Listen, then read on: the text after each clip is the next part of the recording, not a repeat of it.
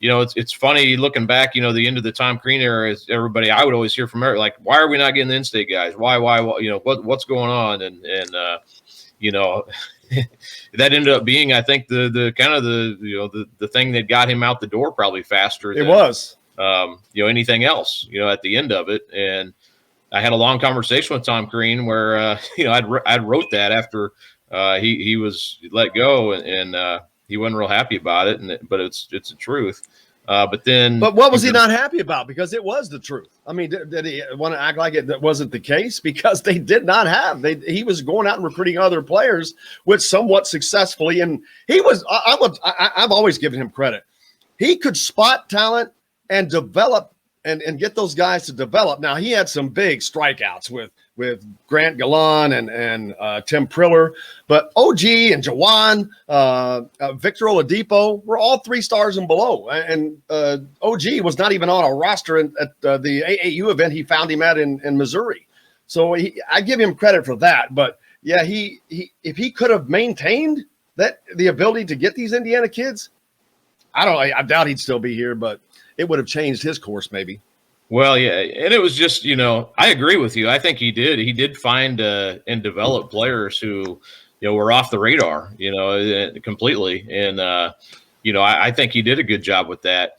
But, it was almost the perception of why are we not getting these guys right in our, Kyle Guy was probably the biggest example of, a guy who I think everybody wanted to come to Indiana.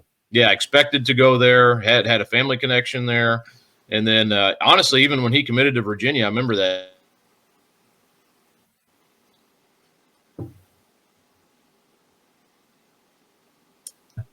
I was surprised, and I didn't know if that would even stick, and it ended up sticking. And, and obviously we know what happened after that, but it was just kind of pointing out, I remember that article is just kind of pointing out, here's all these Mr. Basketballs over the years who didn't go to IU. And, Tom, when I talked to him, just kind of, laid out every reason why each of those individuals didn't go there, in his mind.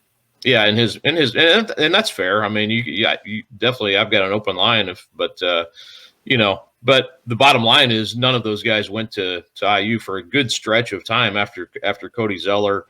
And that was pretty much it for Mr. Basketball. Gary Harris and, Zach Irvin and Trey Lyles and, Swanigan Guy. I'm trying to remember who, Chris Wilkes. There was a run there where none of them. That was a big loss. Went to IU, and they were all had them in the mix. At some point, I don't think Swanigan did, but at some point or another, all of them did. And so that was basically the point of it. And there was some definitely IU fans who were just tired of that and watching guys go on and play in this NCAA tournament who were guys in their own backyard. Now I think Archie Miller actually did bring in some probably more in-state talent during his tenure. For other reasons, maybe his personality or whatever just didn't vibe very well with IU fans. Their ability to coach, lack of an offense. I can go on and I'll on. leave that to you. Yeah, don't worry. I'll take care of it. I'll fill in the blanks.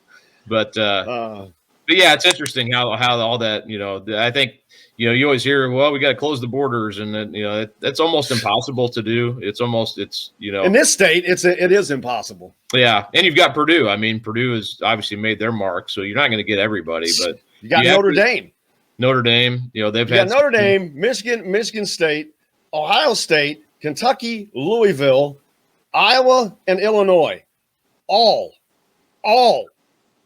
have kids from Indiana on their rosters. If most of those right now, and if not generally every year, that's hard when you're competing. Those are all top Power 5 programs that you're competing against in your own backyard. That makes it difficult. Well, and look at who Louisville. I didn't even mention Louisville, did I? Yeah, Louisville's right there. I mean, look at those coaches. Tom Izzo. He'll come after Indiana guys, and he's identified them, and that normally they'll get them. If he comes after them. But Dane Fife has been a big part of that, and that's going to change quite a bit right there, and that's going to be a big help. And I think that's going to be a big help. We talked about earlier with Jalen Washington in the region. I think Dane is going to be a big help in Fort Wayne. I mean, Fort Wayne is a Purdue area, Dylan.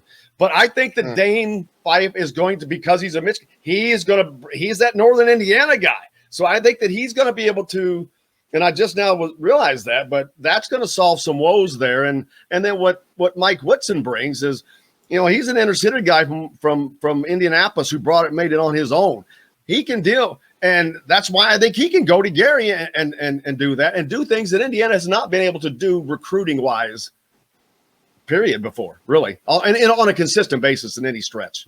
Yeah, I think it's exciting times for IU fans that way. I think you've got a good staff that will know what they're going after. It's just gonna, you have to recruiting's kind of a momentum thing. We saw it way back with Zeller, and Zeller committed, and then Yogi Ferrell committed a week later. So sometimes that's the way it happens, and.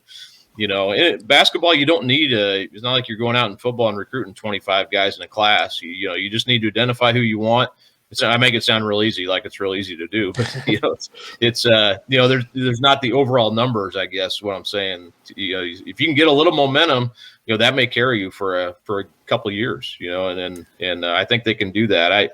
It is, you bring up the, out of state schools coming in, and, Chris Holtman at Ohio State he's recruited Indiana for years, even going back to Gardner Webb. I mean, he has connections. He's almost like an in-state, obviously being at Butler, but he knows this state as well as anybody, at Ohio State. So it is hard. I mean, it's this state is over-recruited. Look at Xavier with Travis Steele is from Danville, Indiana. I mean, he recruits this state like it's his own backyard. So it is very tough in this state for recruiting. But if you're IU, that carries more weight than anything.